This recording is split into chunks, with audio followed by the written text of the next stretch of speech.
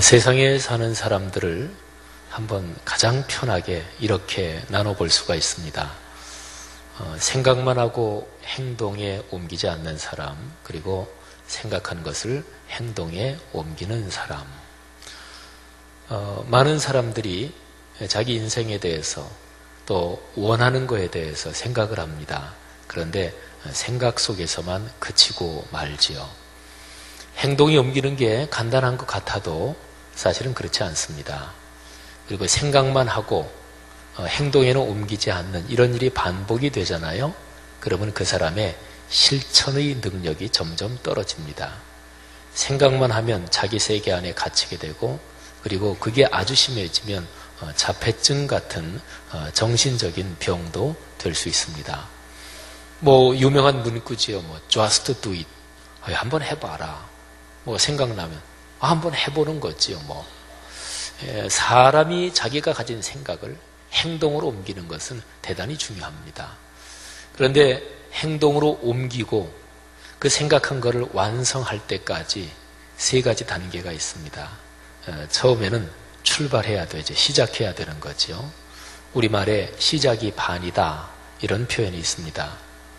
생각한 것을 행동에 옮기는 거, 시작하는 거, 이게 얼마나 중요한가, 그거를 강조한 말이죠. 시작만 해도 반은 벌써 한 거나 다름없다, 이 정도로 행동의 출발, 그 중요성을 강조한 거니까요.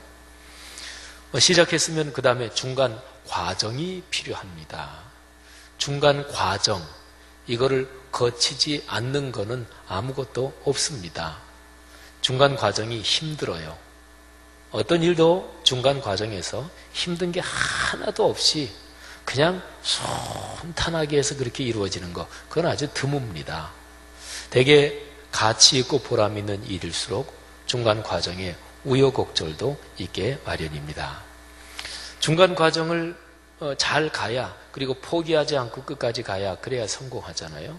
많은 사람들이 생각은 좋은데, 목표는 좋은데 중간 과정에서 생기는 어려움 때문에 도중에 포기합니다.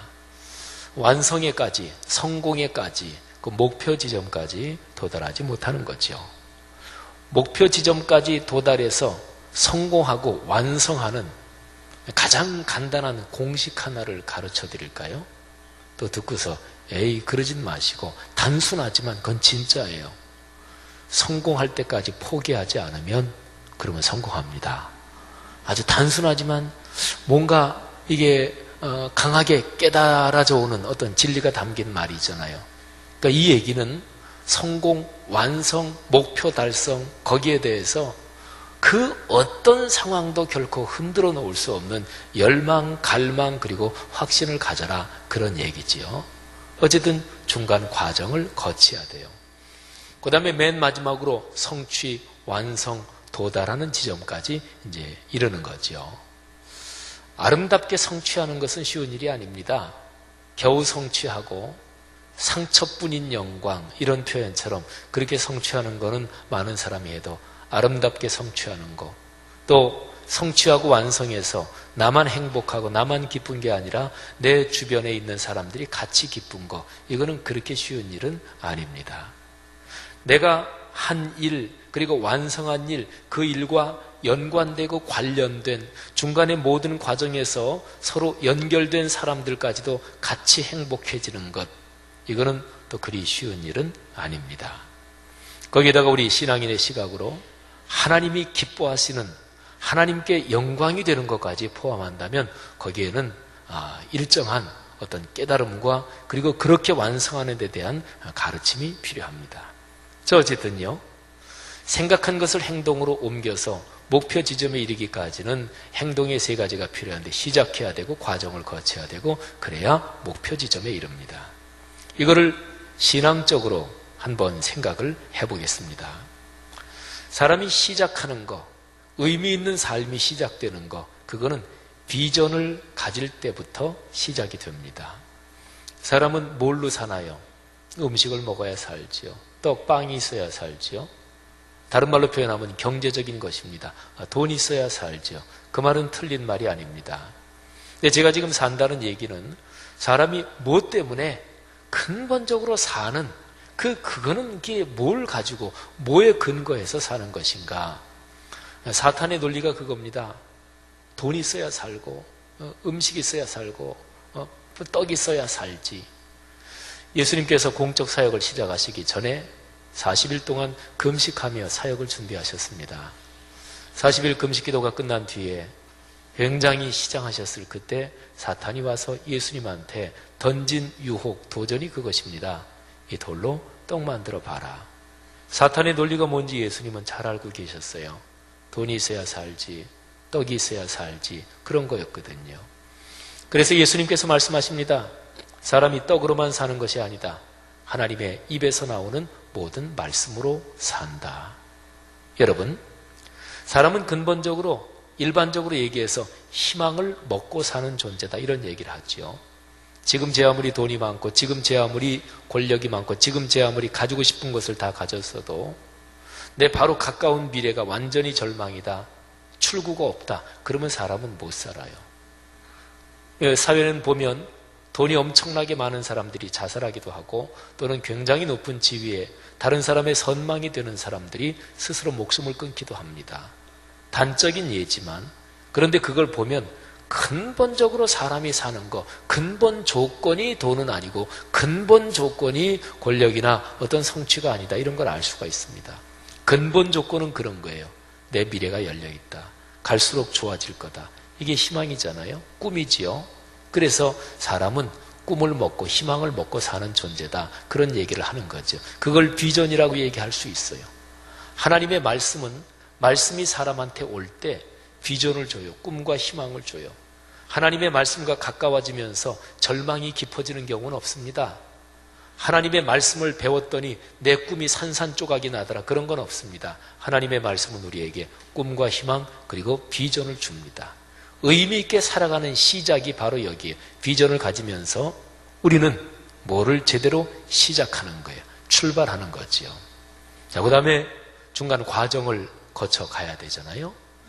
그런데 과정을 가는데 우리가 가진 아름다운 비전, 축복의 비전, 하나님께서도 기뻐하시는 비전, 그리고 나와 내 주변 사람들이 더불어 행복해질 수 있는 비전, 그런 걸 가졌을 때 그게 계속해서 비전이 성장하고 자라가고 구체화되고 이거를 지극히 싫어하는 존재가 있습니다. 사탄입니다. 하나님이 창조하신 피조물 중에서 가장 아름다운 존재, 사람. 이 사람이 하나님의 창조의 아름다움을 마음껏 누리면서 사는 것을 사탄이 싫어합니다. 그래서 사탄은 제일 처음 인간에게서부터 접근해서 거짓말로 속이고 사람을 타락시켰습니다. 여러분, 비전은 제일 처음에 시작할 때부터 완성된 상태로 비전이 있는 사람은 아무도 없습니다. 우리 교회 지을 때 제일 처음에 설계를 했을 거 아니겠어요? 설계하는데 한 11개월 걸렸어요. 거의 1년 걸렸지요. 건축에 대한 식견이 없는 사람한테 이런 얘기를 하면 어휴, 설계가 그렇게 오래 걸렸냐고 그래요. 설계 이 정도 규모는 보통 1년은 설계하지요. 그런데 제일 처음에 설계회사에서 완성된 도면을 딱 가지고 우리 건축위원들 저한테 갖고 온 게 아닙니다. 처음에는 기초안을 잡고 그러면서 가지고 와서 의견 물어보고 또 얘기하고 고치고 또 고치고 또 바로 잡고 얼마나 다듬었는지 몰라요. 그러느라고 1년이 걸리는 거예요. 집을 하나 지을 때도 마찬가지인 것처럼 우리 사람의 삶에서 비전이라는 것도 처음에 딱 시작할 때 완성된 대로 딱 있는 그런 경우는 없어요. 비전은 계속해서 자라가야 돼요. 깊어져야 돼요. 그리고 구체화돼야 됩니다. 제가 최근에 어떤 가정을 한 가정 신방을 해서 그래서 기도를 해주는데 그 집에 10살짜리 된 남자아이하고 그 밑에 동생 7살짜리 유치원 다니는 여자아이가 있습니다. 제가 물어봤어요. 야, 너 커서 뭐 하고 싶냐? 뭐 되고 싶냐? 그랬더니 10살짜리 남자아이가 3가지를 얘기하더라고요. 지질학자나 생물학자나 기술자 되고 싶대요. 그래서 제가 머리에 손을 얹고 기도해 줬어요. 하나님, 이 멋진 아이가 지질학자, 생물학자, 기술자 되고 싶대요. 지금 목사님이 머리에 손을 얹었는데 목사님 손은 예수님 손하고 똑같아요. 지금 가지고 있는 꿈이 잘 이루어지게 해주시고 또는 중간에 꿈이 바뀌어도 괜찮습니다. 어쨌든 이 멋진 아이가 훌륭한 사람 되게 해주시고 어려운 사람들 많이 도와주는 사람 되게 해주세요. 그리고 동생 그 여자아이한테 물어봤어요. 그랬더니 그 아이가 뭐 확실하게 대답은 안 하지만 그 아이의 뭐 얘기하고 그 부모의 얘기를 종합해 본 결과 그 아이는 현재 상태로 되고 싶은 게 두 가지예요. 첫째는 공주, 두 번째는 엄마. 그래서 이제 그 아이한테도 제가 손을 얹고 기도해 줬어요. 하나님, 우리 예쁜 아이가 나중에 엄마 그리고 공주가 되고 싶대요. 꼭 그렇게 되게 해주세요. 그런데 중간에 되고 싶은 게 바뀌어도 괜찮습니다. 하나님께서 이 아이가 훌륭한 사람 되게 해주시고 어려운 사람들 많이 도와주는 사람 되게 해주세요. 그렇게 기도해 줬습니다. 그런 거잖아요. 꿈과 비전이 제일 처음부터 완벽한 형태로 설계도가 단박에 그렇게 완성되는 게 아닙니다. 계속 다듬어야 됩니다. 자라가야 됩니다.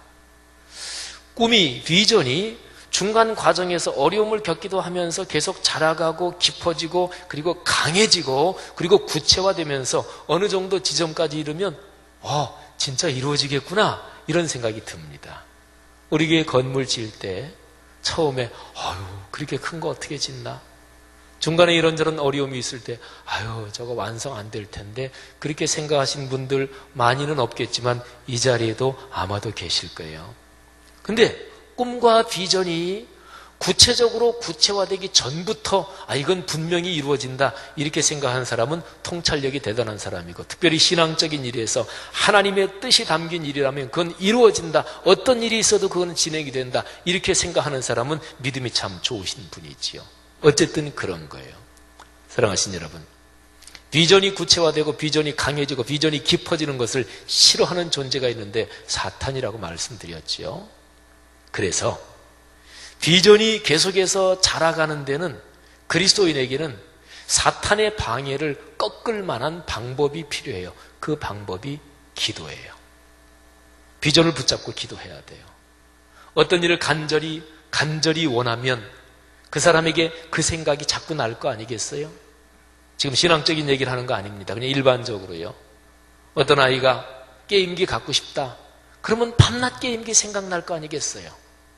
일반 사람들 중에서 신앙적인 영역을 떠나서 자기의 꿈과 목표, 자기의 비전, 야망을 이룬 사람들은 공통적으로 그런 사람들이 밤낮 자나깨나 그 생각밖에 없는 거예요.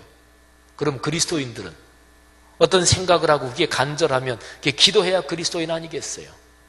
그래서 내가 가진 비전, 꿈을 붙잡고 매일 기도해야 돼요. 아침 저녁으로 기도하는 거예요. 하나님 꼭 이루어 주옵소서. 기도를 할 때는 그 비전을 나만 붙잡고 있는 게 아니라 하나님이 같이 붙잡고 계시는 거예요. 그러니까 사탄이 흔들지 못하는 거지요. 사랑하신 여러분, 여러분이 가진 거룩한 꿈과 비전, 하나님의 꿈을 붙잡고 기도하셔야 돼요. 혹시나 신앙생활 하시는 성도님들 중에서 주일 예배 드리시고 그리고 일주일 내내, 주중 내내 딱히 내가 기도했다 이런 생각이 전혀 안 날 정도로 그런 생각 별로 할 게 없을 정도로 혹시 그렇게 일주일을 그렇게 보내시는 분들 계십니까? 어쩌시려고 그러셔요? 기도하셔야 돼요. 여러분이 바라고 원하는 소원, 목표, 사람이 그런 거 없는 사람 없잖아요. 자녀들을 위해서, 내 건강을 위해서, 가정 경제를 위해서 하나님은 구할 때 주신다고 하셨어요. 기도할 수 있는 지혜가 있기를 바랍니다. 마지막 세 번째로 기도를 통해서 쭉 과정이 진행되는데 마지막에 성취를 해야 되잖아요. 자, 일반적인 얘기 또 하나 하지요. 이 세상에서 성공한 사람들, 소위 성공한 사람들, 그런 사람들의 공통점은 중간 과정에서 발생하는 어려움을 뚫은 사람이고 그거를 넘은 사람들이에요. 그런데 이 중간 과정에서 내 꿈, 비전, 야망이라 그래도 좋고 지금 일반적인 얘기하는 거니까 내 목표를 이루는데 중간에 장애물이 발생하잖아요. 어려움이 발생하잖아요. 근데 사람이 자기 꿈을 이루는 과정에서 발생하는 어려움에 사람은 전혀 연관되지 않았다. 그런 어려움은 없어요. 사람은 사람과 더불어 살아갔잖아요. 그러니까 어떤 어려움이든 어떤 상황이든 반드시 거기에는 연관된 사람이 있어요. 누가 방해한다든지 누구 때문에 그냥 이게 안 된다든지 또는 누가 도와준다든지 사람이 연결되게 돼 있어요. 근데 어려움을 당했다. 내 비전이 중간 과정을 진행하는데 블로킹이 걸렸다. 그럼 거기에 연관된 사람이 있을 거 아니겠어요? 근데 그거를 넘어서야 되는 거죠. 돌파하고 나가야 되는 거죠. 근데 여기서 두 가지로 갈립니다. 첫째는 돌파했어요. 그런데 그 일에 연관된 사람, 그런 방해를 무릅쓰고 돌파했어요. 그래서 이 사람이 그거를 돌파한 것 때문에 불편한 사람들이 생기고, 이 사람이 돌파해서 드디어 목표 달성, 완성을 했는데 이 사람하고 가까운 사람들은 행복한데 다른 사람은 불행하고, 또는 다른 사람들이 상처받은 사람들도 생겼어요. 이런 사람은요, 이게 강한 사람이죠. 그렇게 돌파하는 사람은. 다른 말로 하나 더 수식어를 붙이면 강할 뿐 아니라 독한 사람, 독한 것도 있는 거예요. 그러니까 목표를 달성하는 거예요.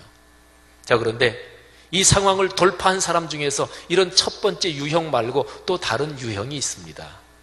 이 중간에 어려움이 부딪힐 때 이 어려움을 돌파하고 뚫고 나가고 넘어서면서 하나님을 생각하는 거예요.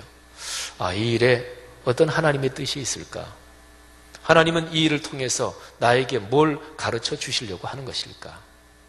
특별히 내가 가진 비전, 내가 가진 꿈이 하나님이 기뻐하시는 거고, 하나님의 비전, 하나님의 꿈인 경우에 내가 잘못한 거 없고 나는 성실하게 하고 열심히 하는데 다른 사람들이 방해하고 다른 사람들이 시기해서 일이 어려움에 빠질 때가 있어요.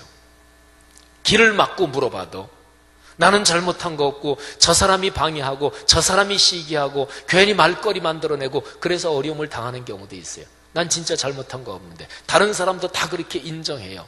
그런 어려움, 그런 것도 하나님의 뜻이 들어있을 수가 있어요.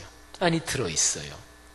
이렇게 생각해 볼 수 있습니다. 내가 지금은 그렇지 않은데 이 일이 성취되고 완성되면 교만해질 것 같아. 하나님이 딱 보니까 그럴 것 같아. 그래서 미리 훈련시키실 수도 있습니다.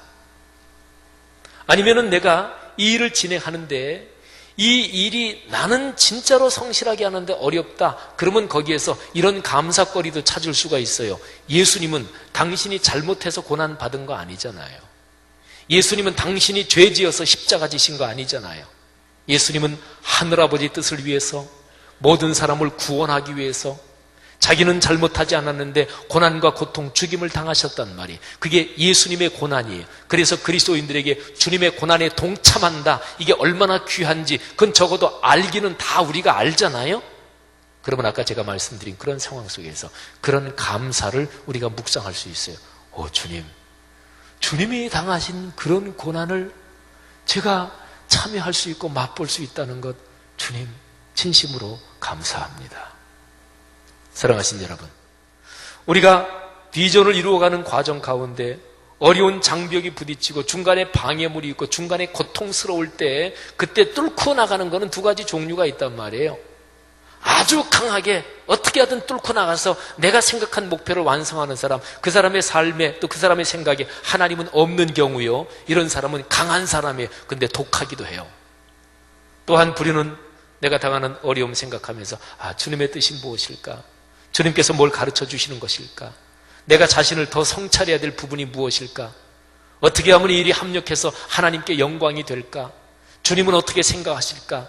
이렇게 생각하는 사람은 그 상황을 뚫고 나가는데 뚫고 나가서 다른 사람들과 더불어 행복해지는 거예요. 그렇게 그 일을 생각하고 그 일을 처리하는 걸 보고 다른 사람들이 그 사람에게서 주님을 발견합니다. 그 사람에게서 주님의 향기가 나게 되는 거지요. 이게 바로 성경적인 방식으로 완성하고 성취하는 비결입니다. 그 요점을 한마디로 이렇게 얘기할 수 있어요. 감사합니다. 감사는 기적을 낳아요. 일이 어렵고 힘들 때 그 어렵고 힘든 중에도, 내게 힘들고 고통스러운 중에도 하나님께 감사의 기도를 올리면 거기에서는 기적이 발생해요. 저는 세 가지를 말씀드렸습니다. 신앙적인 시각에서 시작하는 것은 비전으로 시작하는 거예요. 그래서 비전이 바탕에 깔리면서 비전 때문에 사는 거지요.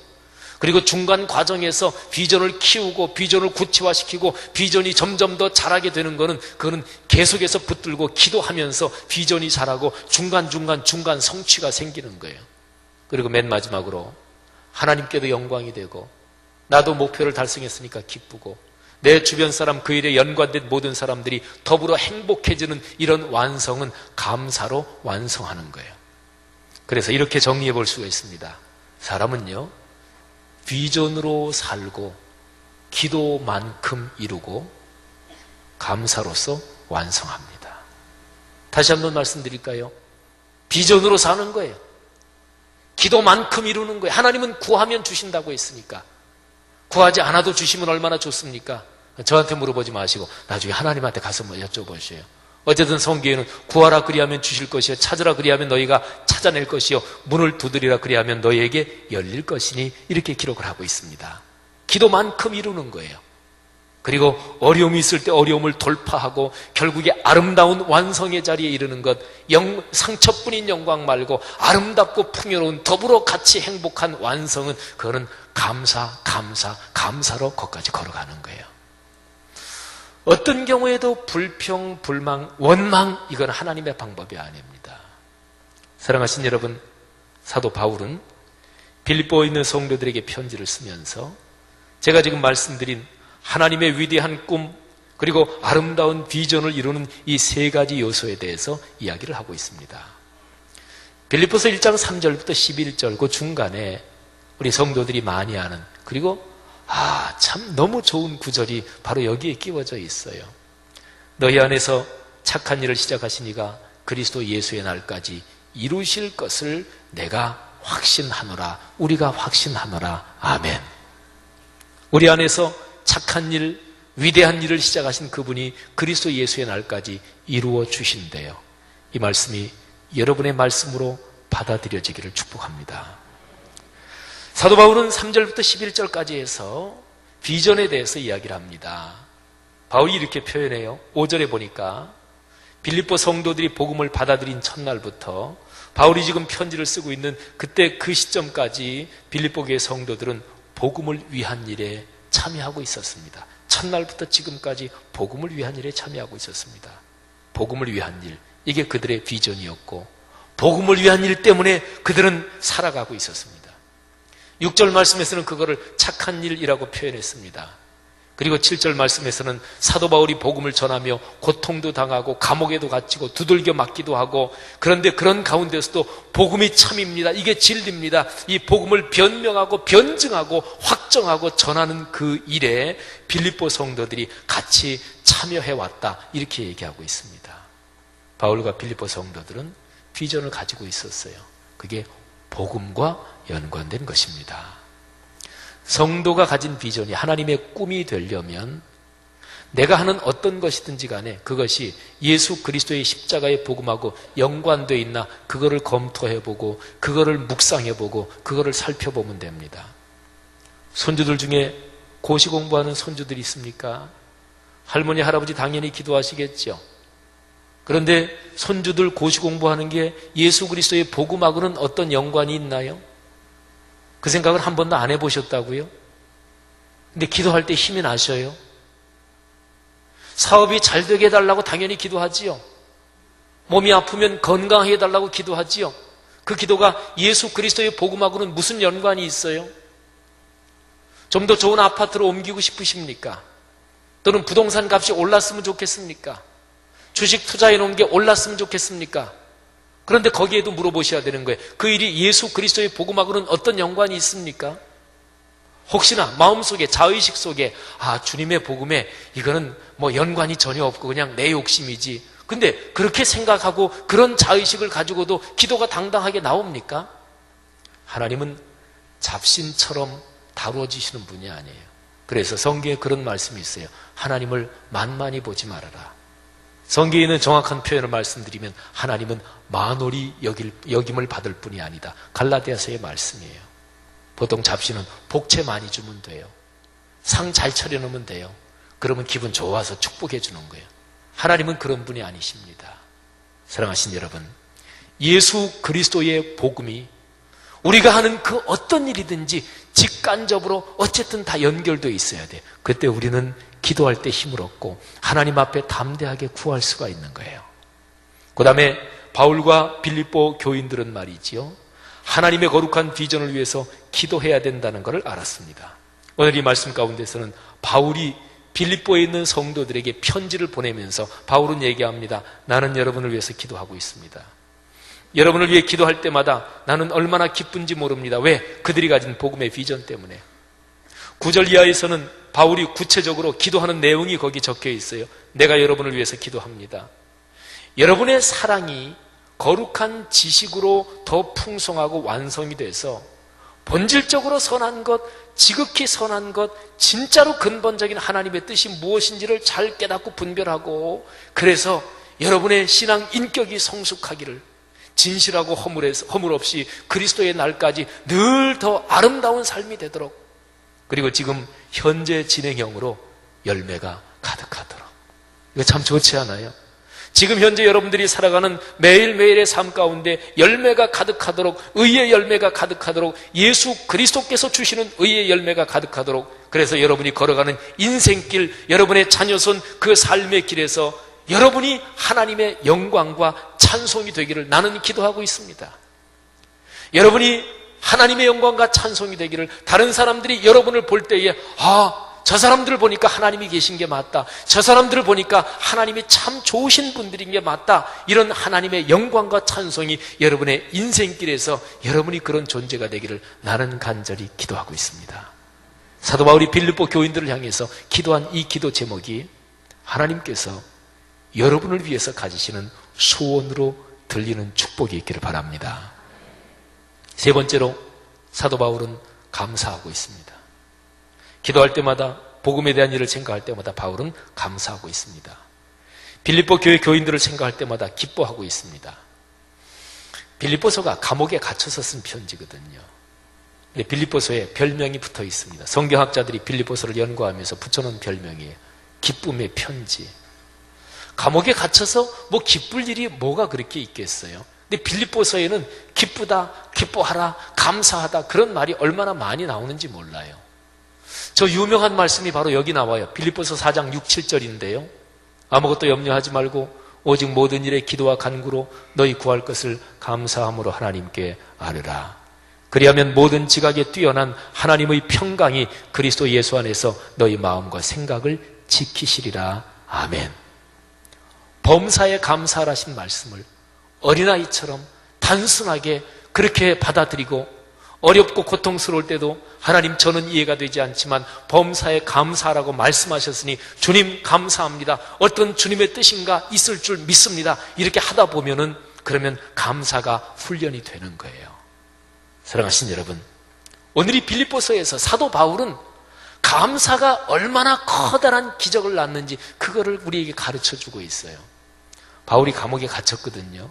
쭉 읽어보면 내가 감옥에 갇힌 것 때문에 나는 하나님께 더 감사한다. 왜요? 두 가지 현상이 일어났어요. 바울이 감옥에 갇혔으니까 바울을 존경하고 또 주님의 복음을 위해서 열심을 가지고 있는 사람들이 우리가 그동안 너무 게을렀어. 사도 바울 저분은 저렇게 고난을 당하면서 복음을 전하는데 우리는 편한 상태에서 복음을 전하지 않았어. 내가 좀 전도를 해야지, 주님을 위해서 일해야지. 그리고 어떤 사람들이, 겁을 내던 사람들이 겁 없이 용감하게 주님의 일을 하게 되고 복음을 전하게 됐어. 이게 첫 번째. 두 번째, 사도 바울하고 같이 사역을 하면서 헤게모니 때문에 서로가 갈등이 있었던 사람들이 있었어요. 사람 모습은 예나 지금이나 똑같아요. 교회라고 하면서 저 사람이 하는 건 난 싫어, 내가 하면 더 좋지만은, 교회 일, 주님의 일 하면서도 서로가 헤게모니, 주도권 싸움하는 거 있지요. 안심하십시오, 그런 분들. 성경에도 그런 게 있으니까. 그렇다고 계속 그렇게 살라는 건 아니에요. 사도 바울이 감옥에 갇히니까 하나님의 일을 위해서 내가 좀 더 주도권을 가져야 되는데, 근데 사도 바울이 워낙 열심히 일하고 워낙 열매가 많으니까 그러지 못했다가 바울이 감옥에 들어가니까 야, 잘 됐다, 이제는 하나님의 일 여기서 내가 주도권을 쥘 수 있겠다, 이런 사람들이 있었어요. 근데 사도 바울은 그것 때문에도 감사했어요. 그 사람들을 통해서 복음이 전파되면 그것도 감사하다. 문제는 내 이름이 나는 게 문제가 아니고 복음이 전파되느냐, 하나님의 뜻이 성취되느냐, 이것이 문제이니까. 할렐루야. 멋진 모습이지요.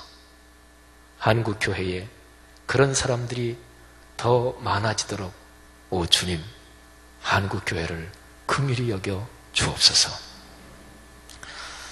100년 전으로 거슬러 올라가서 우리 한국 땅, 그때 당시는 조선이지요. 이 조선 땅에서 사역했던 한 분을 여러분들께 소개해 드리도록 하겠습니다. 그분의 사진을 여러분들이 보실 거예요. 그분은 미국 사람인데 이 조선 땅에 와서 주님의 일을 하다가 세상을 떠나신 분입니다. 여인입니다. 성함이 루비 캔드릭. 미국 사람들 이름은 뒤쪽이 성이에요. 그러니까 캔드릭이 성씨인데, 근데 외국 사람들은 서로가 가깝게 부를 때는 성을 부르는 게 아니라 그냥 이름을 불러요. 너무도 고마운 분이라서 루비 캔드릭, 이분의 이름을 루비라고 불러봅니다. 루비 이분은 미국에서 성경 전문학교를 나오고 조선 땅에 선교사로 오고 싶었어요. 그런데 나이가 너무나 어리다고 그래서 2년을 더 기다렸어요. 이분이 1883년생인데 어쨌든 24 정도 됐을 때 1907년에 조선을 오게 됐습니다. 미국의 남감리교 여선교사로 파송이 됐고 이분을 후원한 단체는 텍사스주에 있는 애빗 청년회라는 이 청년회에서 후원금을 보내고 해가지고 그래서 조선 땅을 밟았어요. 개성에서 처음 사역을 시작했습니다. 그리고 부지런히 한국어를 배웠어요. 그런데 1908년 6월 10일 세상을 떠났습니다. 조선에 온 지 한 9개월 정도 지났을 때예요. 맹장염 때문에. 요즘은 맹장병도 아니지만 그때는 의료시설도 취약했고 또 상황이 안 좋았나 보지요. 그런데 이 루비 이분이 이제 본국으로 선교 편지, 선교 보고서를 보냈을 거 아니겠어요? 근데 이분이 본국으로 선교 보고서를 보내는데 언젠가 한번 선교 편지가 도착했을 때 텍사스주의 그 청년회가 무슨 다른 사람들하고 같이 연합 집회를 하고 있었습니다. 그런데 그 연합 집회 하는 중에 수많은 사람들이 모였는데 1880년대 그때는 미국에서 강력한 부흥운동이 일어났을 때예요. 그래서 부흥운동이 일어나니까 선교사로 헌신하는 사람들도 많았고 그래서 조선 땅까지 많은 선교사들이 온 거예요. 근데 연합 집회를 하는데 이 루비 선교사의 선교 보고서 편지가 낭독이 됐습니다. 근데 거기에 다음과 같은 문구가 있어요. 그 문구를 한번 영어로 띄워주십시오. 제가 한국어로 번역해서 읽어드립니다. 내게 1000개의 생명이 주어진다면 그 모든 생명은 조선을 위해서 바치겠습니다. If I had 1,000 lives to give, Korea should have them all. 내게 1000개의 생명을 하나님이 주신다면 나는 그 생명을 다 조선을 위해서 바치겠습니다.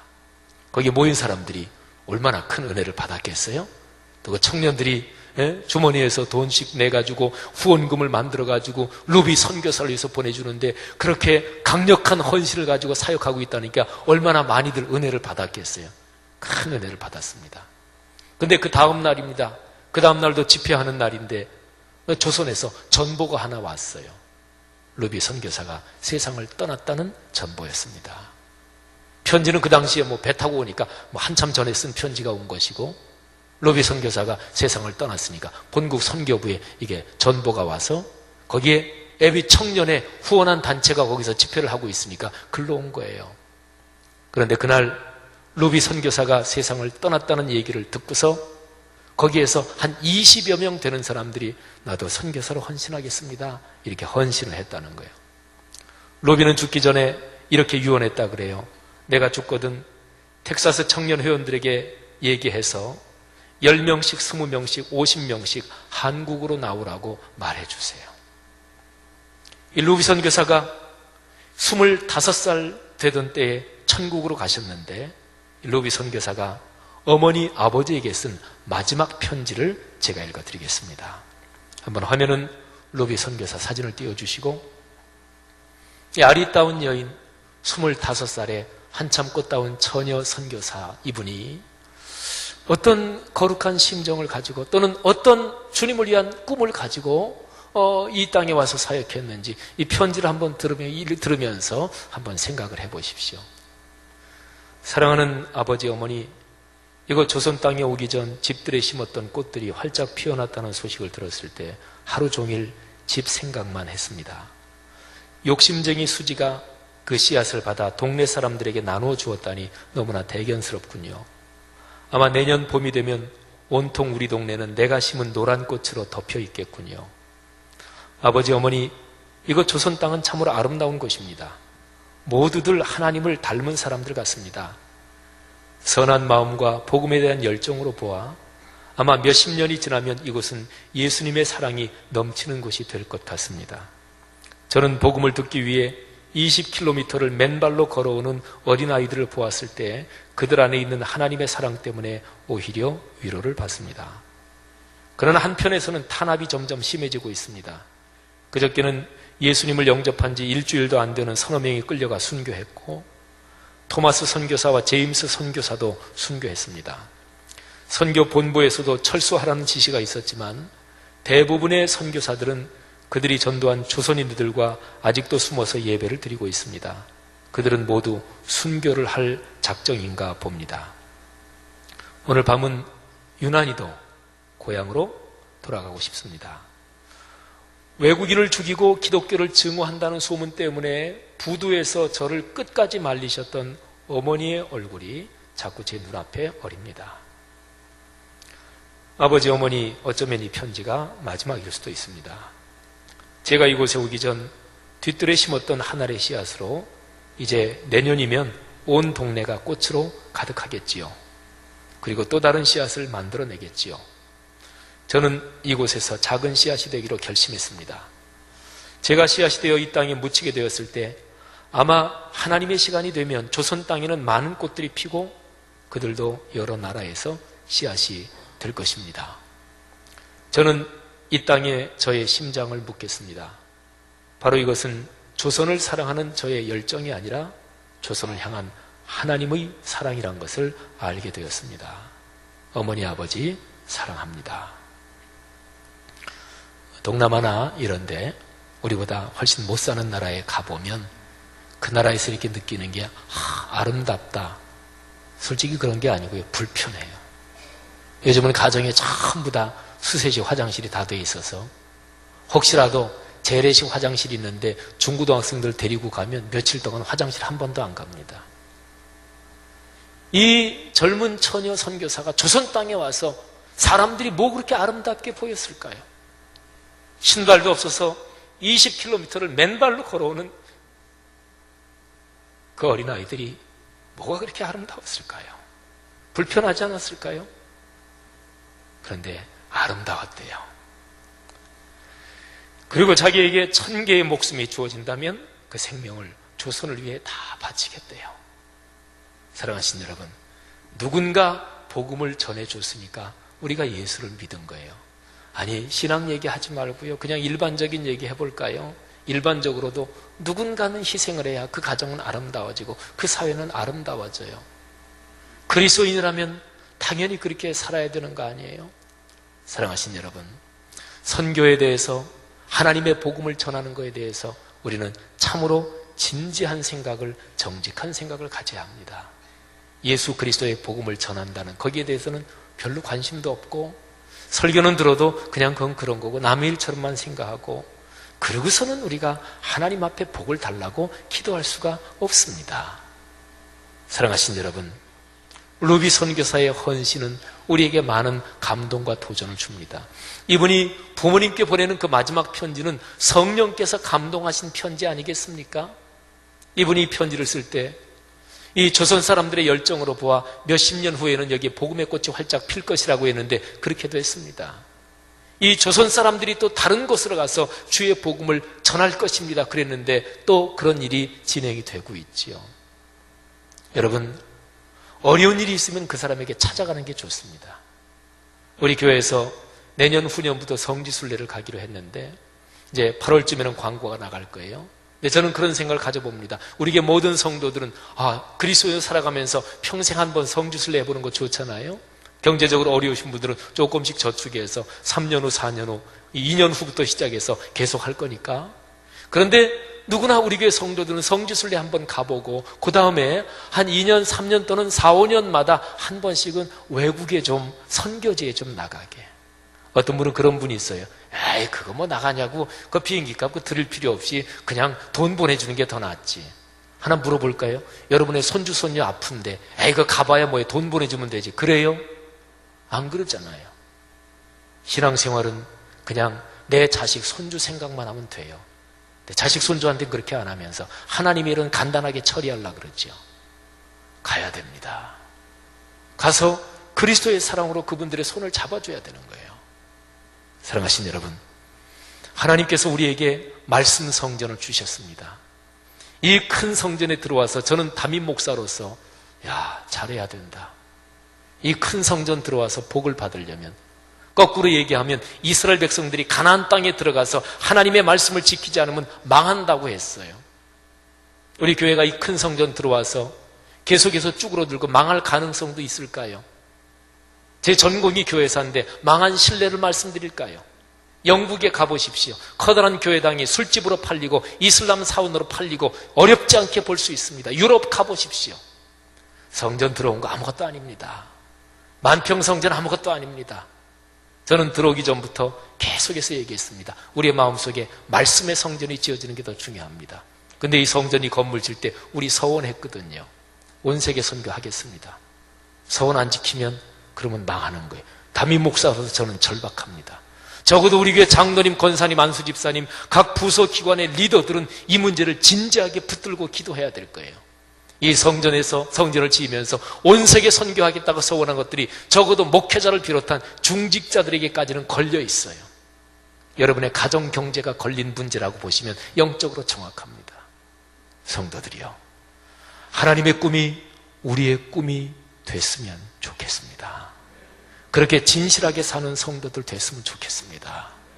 저는 선교를 할 때 그냥 성도들이 그냥 특별하게 열심히 있는 분들, 또 그냥 어느 분 헌금 좀 하실 만한 분한테 개별적으로 얘기해서 이렇게 해서 선교하고, 그것도 좋을 수 있지만 저는 그게 싫어요. 왜냐하면 거기에서 벌어지는 종교적인 심리적인 메커니즘이 싫어요. 담임 목사가 할 거 있을 때 그래도 내가 재산도 있고 경제적으로 넉넉하니까 목사님 필요하면 얘기하십시오. 그냥 몇백만 원이든 한 돈 1,000만 원 정도면 제가 언제든지 목사님 필요하면 제가 헌금할 수 있습니다. 그런데 그렇게 해서 나는 목사님하고 가깝지, 이런 은근한 종교적인 우월감도 있고 목사도 그런 걸 적절하게 활용하면서, 그게 싫어요. 전교인이 진지하게 기도해야지요. 선교는 진실해야지요. 사랑하신 여러분, 하나님의 마음을 품고 하나님 앞에 순수하게 진실하게 그렇게 사역하고 살아가면 하나님이 거기에 기적을 일으키십니다. 기적의 주인공들이 되십시오. 기적의 교회가 되십시다. 여러분의 가정 가문이 그런 축복이 있기를 주님의 이름으로 축원합니다.